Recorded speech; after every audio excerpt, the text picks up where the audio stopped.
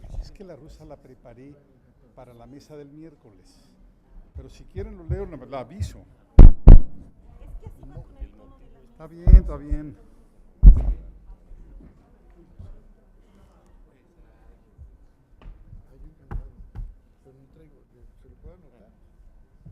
Nos vemos entonces. Bueno, doctor, las 12, ¿eh? No.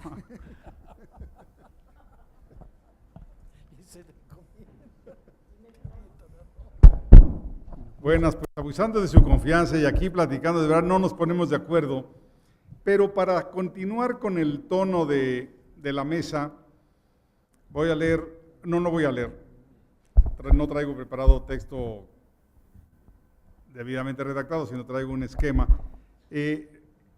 Lo que traigo preparado sobre México y la Revolución Rusa, subrayando en el entendido de que esto que voy a leer está preparado para mi intervención del miércoles en el mismo Colegio Nacional, en la mesa que organiza Diego Valadez expresamente para comparar las revoluciones mexicana y bolchevique. Entonces, quienes vayan a venir el miércoles a escuchar la mesa en la mañana de Diego Valadez, cuando hable yo, se pueden salir un momentito, descansar, ir al patio de los Naranjos o escucharlo por segunda vez. Entonces, comienzo diciendo que el método comparativo es un método agradable, es un método gustoso, aunque es un reto enorme. Es también una propuesta muy iluminadora, abre horizontes, como ya lo vieron, nos llevaron a España, nos llevaron a China, a Cuba, Centroamérica, Sudamérica, en fin.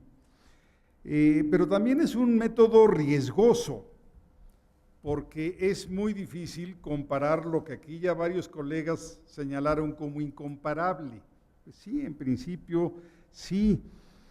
Y también habría espacio para otra, digamos, reclamación. A lo mejor una historia comparada de lo incomparable, pues no resulta útil. Más aún, toda aproximación comparativa es injusta, es desequilibrada, porque siempre se conoce mejor un caso que el otro. De hecho, por lo general, los análisis comparativos se basan en conocimiento profundo de un caso y un conocimiento mucho menos a profundidad del otro. Entonces, respecto a la Revolución Mexicana y la rusa, lo primero que hay que señalar es que son coetáneas. No necesariamente simultáneas, pero sí coetáneas y llegaron a coexistir durante varios años. Son muy distantes geográficamente, ¿sí? Y hay enormes diferencias económicas, sociales, políticas, ideológicas, internacionales y demás. La comparación con todos los riesgos que ya señalé, ¿sí? Puede incluir varios renglones, o sea, se puede hacer una comparación aproximándose a diferentes temas. Una puede ser concentrándose en los antecedentes y causas de ambas revoluciones, simplemente viendo eso, los antecedentes. Otro, los aspectos geográficos, naturales, o incluso la morfología social de ambos países. La más típica sería comparar los procesos históricos mismos, cómo se desarrollaron ambas revoluciones. Otra posibilidad es comparar a sus principales actores, desde los actores individuales, los líderes, hasta los actores colectivos, los principales grupos y clases sociales participantes. También se podría analizar únicamente sus secuelas y legados, su trascendencia, sus expresiones artísticas, las formas de legitimación que asumieron ambas revoluciones, e incluso podríamos mencionar un par de asuntos que en principio uno llamaría anecdóticos, pero que Hay algunos historiadores creyentes que piensan que no hay nada anecdótico ni en la vida ni en la historia y que todo está determinado por algo que llaman como providencia. Entonces, si iniciamos con el renglón de antecedentes o causas, ¿sí?, tendríamos que decir que ambos países, México y Rusia, tuvieron siglos XIX turbulentos, ambos.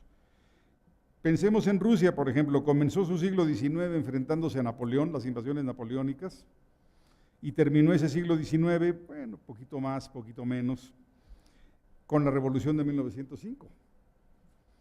Y podemos decir que México también comenzó su siglo XIX con Napoleón a distancia, o con los franceses, o con la toma de poder de Napoleón del Imperio Hispánico, y si bien esta es una de las diferencias más notables, el desorden del siglo XIX de Rusia se prolonga hasta 1905, pero el de México concluye pues más o menos poco después del fusilamiento de Maximiliano. Digamos, ya con el gobierno de Porfirio Díaz es muy claro que ha terminado la turbulencia que había aquejado a México durante los primeros 2/3 del siglo XIX. Otra característica del siglo XIX de ambos países es que los dos tuvieron cambios profundos. Voy a mencionar en el caso mexicano la independencia, o sea, el rompimiento del vínculo político con España y sobre todo la reforma que liberó las tierras al mercado, 1856. Rusia, tal vez su transformación más importante en el siglo XIX fue la liberación de los siervos de 1861. Otra comparación posible puede ser que Rusia tuvo, ya lo acabo de mencionar, los últimos años del siglo XIX, los últimos decenios del siglo XIX, con enorme efervescencia política. Por ejemplo, el atentado y la muerte de Alejandro III, el ascenso de un Nicolás muy joven, muy inexperto, la derrota de la guerra ruso-japonesa, ¿sí?, obviamente la revolución de 1905 que debilitó al gobierno zarista, fue un gran aviso de lo que podía venirle después, la creación de la Duma, de la Asamblea, la politización del movimiento obrero. O sea, este es más o menos los últimos 30 años de Rusia antes de la revolución, y en cambio México, sus últimos 30 años antes de la revolución, pues fueron años de crecimiento y estabilidad. Estoy generalizando, profesor, ¿se le olvida Cananea? No, no se me olvida, lo que pasa es que estoy tratando de sintetizar con objetivos didácticos, ¿no? Ambos países estaban gobernados por autócratas, ¿sí?, aunque en el caso ruso, pues era un gobernante imperial, una dinastía que llevaba más o menos 300 años en el poder y que tenía una legitimidad divina. En cambio, México tenía un gobierno republicano, un gobierno liberal, que se, digamos, enmarcaba en ciertas formas democráticas tradicionales. En ambos países, el derrumbe del antiguo régimen fue muy breve. O sea, realmente el gobierno de Porfirio Díaz, cuando entró en crisis, fue cosa muy breve, y lo mismo podemos decir del caso de Rusia. Algo que sí distingue muchísimo a lo sucedido allá en Rusia fue su intervención en la Primera Guerra Mundial. Y prácticamente todos los historiadores coinciden en que la crisis de la dinastía Románov, que la crisis del gobierno de Nicolás II y el advenimiento de la revolución bolchevique, de la revolución de 1917, podríamos decir incluso las dos revoluciones de 1917, se debió a la participación de Rusia en la Primera Guerra Mundial. Hay un enojo por parte de la población, y un enojo incluso, no los primeros meses iban muy optimistas a la guerra, como sucede prácticamente en todos los conflictos, que se va marchando y se regresa aniquilado, ¿no? Entonces sí había un enojo por parte del ejército zarista y por parte de la población por el involucramiento de Rusia en la Primera Guerra Mundial. Se calcula que nada más, sí, de rusos muertos en el frente europeo sumaban más allá de 3.3 millones, nada más en la Primera Guerra Mundial. O sea, como decían, 3.300.000 rusos por defender a Serbia del Imperio Austrohúngaro, como que no les quedaba muy claro. Y en cambio México no tuvo una crisis semejante. En términos de la naturaleza y de la geografía, Rusia era pues, un continente, como se le ha definido, estaba en el extremo oriental, ciertamente, pero era el extremo oriental de Europa, pero también su frontera llegaba básicamente a Alemania y Polonia. México estaba a la mitad de América, América estaba menos desarrollada que Europa, pero claro, su vecino era Estados Unidos. Cuando digo que Rusia era un continente, me estoy refiriendo a que era un imperio que incluía varias etnias. La existencia de varias etnias determinó no solamente la revolución bolchevique, sino sobre todo al Estado bolchevique posterior. En cambio, en México no vemos en la Revolución Mexicana una gran conflictividad étnica. O sea, ustedes me podrían decir, sí, pero hay chamulas y tarahumaras, sí, pero no cuestionaban la nacionalidad mexicana. En ambos países, ¿sí?, se tenía un enorme porcentaje de campesinos pobres. Piensen que la liberación de los siervos en Rusia en 1861 no les dio la tierra, fue una liberación respecto al trabajo, pero no les dio necesariamente tierra. Y en México también las leyes de desamortización beneficiaron a ciertos sectores de la población, pero no necesariamente al campesinado. Se calcula que cualquiera de los dos países tenía un 80% de su población en el sector rural. Sin embargo, en Rusia había más obreros, pero lo importante es lo que sigue. En Rusia estaban concentrados los obreros en dos ciudades, en Petrogrado, San Petersburgo, y en Moscú. Entonces tuvieron un mayor peso estratégico en el conflicto. Estaban más politizados, estaban más ideologizados. En cambio, en México tenemos dos zonas obreras importantes, una en la zona periférica, en el extremo noroeste, en Cananea, y otra en Veracruz, si bien no estaba tan lejos, la zona de Orizaba no estaba tan lejos como la de Sonora, ciertamente no era un movimiento obrero concentrado en Ciudad de México, con la politización, ¿sí?, y las cargas ideológicas que tenía el movimiento obrero en Rusia. Respecto al proceso, si ya pasamos al proceso mismo, ambas revoluciones se caracterizan por haber tenido dos momentos, dos etapas, dos partes. En Rusia lo que se llama la Revolución de Febrero, aquí sabemos que es febrero, pero también es marzo, dependiendo qué calendario estemos reconociendo, pero son diferencias de 2 semanas, y octubre, que en realidad es octubre para ellos, pero noviembre para nosotros. México también tuvo dos momentos, la Revolución Maderista y la Revolución Carrancista. Me estoy refiriendo al periodo 10-20. En Rusia la caída del antiguo régimen, la caída del zar fue realmente rápida, fácil, sin mayor derramamiento de sangre, y podríamos decir que algo parecido pasó con Porfirio Díaz. No es que esté minimizando la revolución, la lucha armada maderista en contra de Porfirio Díaz, pero de todas maneras Díaz fue derrotado en cosa de 6 meses, no se conocen grandes batallas, y bueno, no podríamos decir que Francisco I. Madero era el Napoleón del Guayule o cosa por el estilo, o sea, grandes batallas, pues no, tampoco, ¿no? Insisto, la diferencia está en esto. En Rusia, la violencia, la guerra generalizada se dio después de la toma de poder. O sea, la guerra civil es de 1918 y claramente de 1920 a 22, a diferencia de México, y ahí sí hubo muchísimos muertos, se calcula entre 5 y 6 millones, nada comparado con lo chino, ¿verdad? No. Ni con los cubanos, que fueron, ¿cuántos? ¿600? Menos. Bueno, vean ustedes las dimensiones, pero estos muertos en Rusia en la guerra civil son después de la toma de poder. O sea, una vez que estaban ya los bolcheviques al mando, que por cierto cambiaron incluso la capital del país, cosa que no hizo la Revolución Mexicana. En cambio, la Revolución Mexicana, los procesos violentos fueron antes de derrocar a Porfirio Díaz, sobre todo antes de derrocar a Victoriano Huerta, Y claro está, uno podría decir, bueno, algo parecido a lo que hubo en la guerra civil rusa de 18 a 22 o de 20 a 22, fue lo que tuvimos con la guerra de facciones en México de 1915 y parte de 16.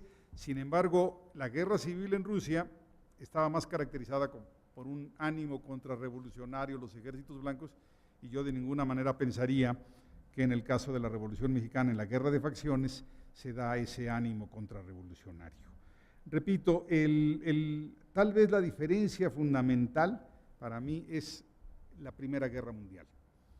No es que a México no la haya afectado, sí la afectó la Primera Guerra Mundial, pero de ninguna manera como le afectó a Rusia. Además, la participación de Rusia en la Primera Guerra Mundial se da después de que, más o menos 10 años antes, había tenido la guerra contra Japón y había sido vencida y había sido igualmente costosa. Entonces el enojo de la población de volver a otra guerra, el enojo de la oficialidad y de los soldados una vez que fueron otra vez vencidos, hizo que prácticamente el ejército zarista se volteara en contra de Nicolás II después de la Primera Guerra Mundial.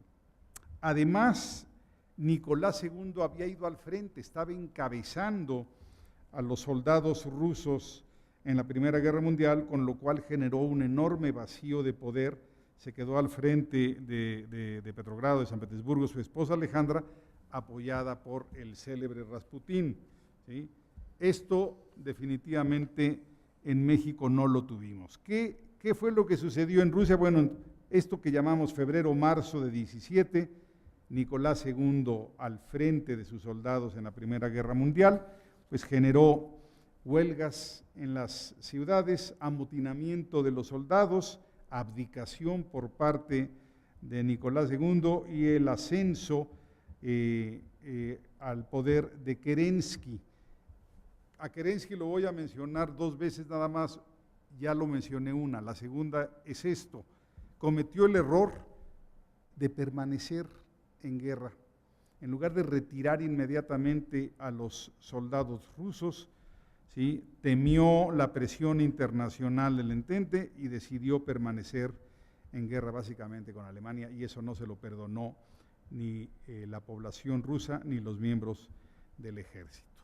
En cambio, en octubre-noviembre, pocos meses después, los partidarios de Lenin controlaban prácticamente toda la ciudad, 15 de 18 cuarteles. Cuarteles no quiere decir lugares de residencia del ejército, zonas de la ciudad. El desplazamiento de Kerensky es muy fácil, los obreros ya controlaban las fábricas.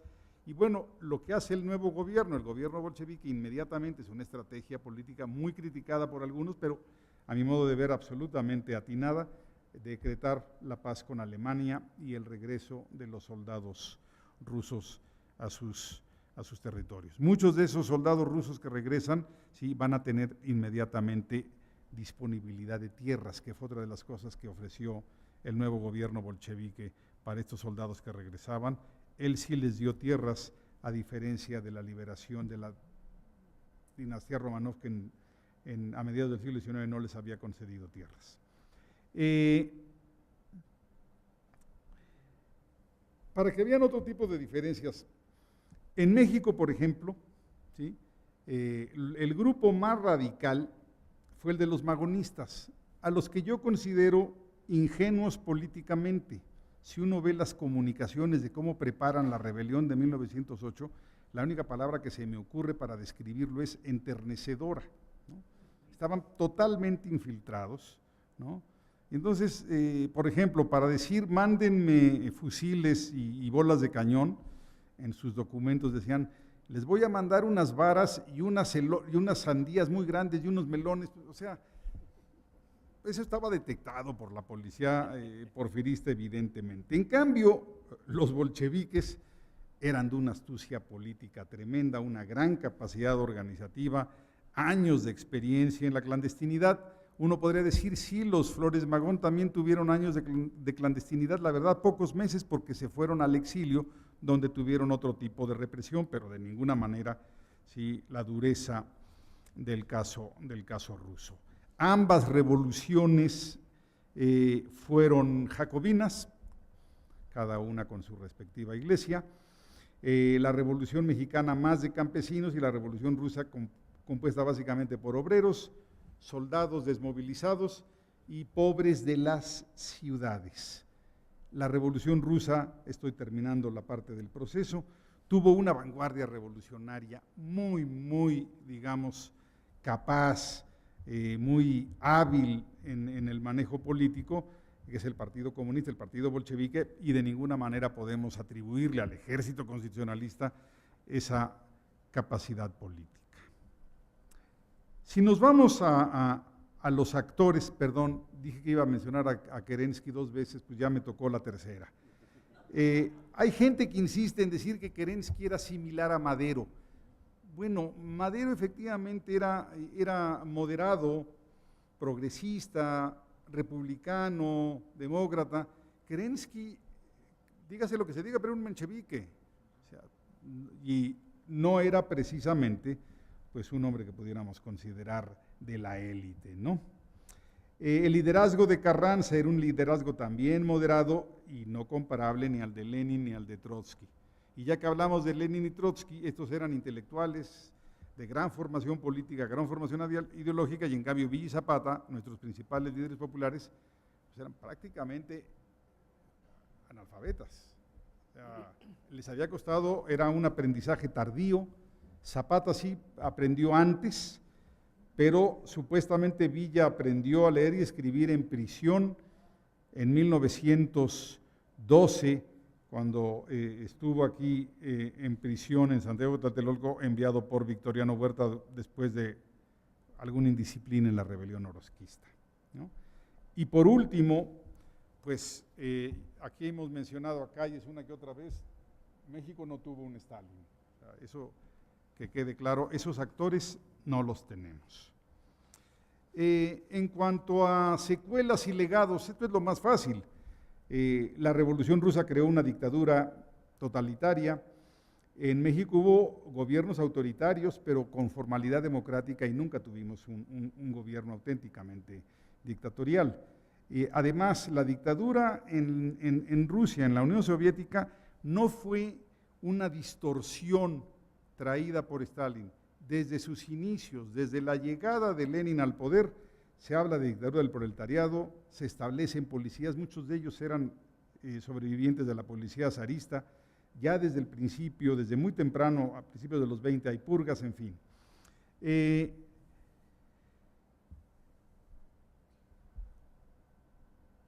La Revolución Rusa dividió al mundo, creó una nueva religión laica, marcó el siglo XX hasta muy tardíamente, creó una superpotencia, México de ninguna manera. El impacto de la Revolución Mexicana es ciertamente menor y se prolongó hasta que estalló la Revolución Cubana. Una vez que estalla la Revolución Cubana se convierte la cubana en el ejemplo de los revolucionarios latinoamericanos. Y como bien ha señalado Pablo Yankelevich, el impacto de la Revolución Mexicana es sobre grupos intelectuales, menos sobre gobiernos, y yo no conozco muchas rebeliones campesinas, digamos, que sigan rebeliones, no a los intelectuales que simpatizan con ellas, sino rebeliones campesinas que apelen a la experiencia mexicana. Estoy casi concluyendo. Podríamos preguntarnos si ambas revoluciones quedaron inconclusas, si ambas revoluciones fueron fallidas. Bueno, es una discusión.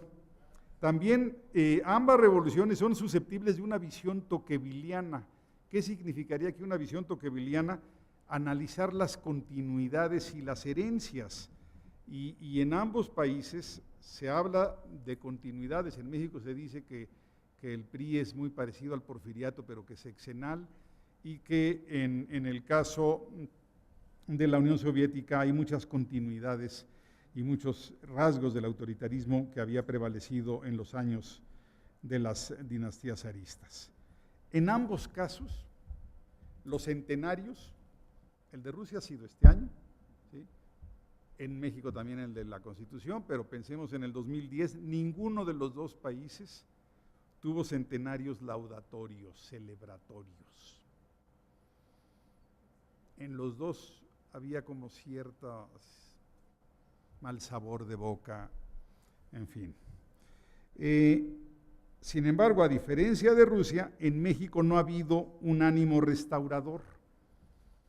O sea, no le hemos cambiado de nombre a las calles de revolucionarios, no hemos tirado sus efigies, no le hemos vuelto a poner Ciudad Porfirio Díaz ahí en el norte. En fin, ese tipo de cosas no se han dado en México, que así se ha dado en la Unión Soviética. Y concluyo, ya con esto nos vamos a dormir, son las 8 de la noche. Anécdotas. Ambas revoluciones compartieron a un mismo cronista, John Reed. Fíjense nada más. Y la última, Trotsky, uno de los grandes líderes de la revolución bolchevique, ¿sí?, sin saber dónde estaba México antes de desembarcar, aquí murió. Muchas gracias y buenas noches.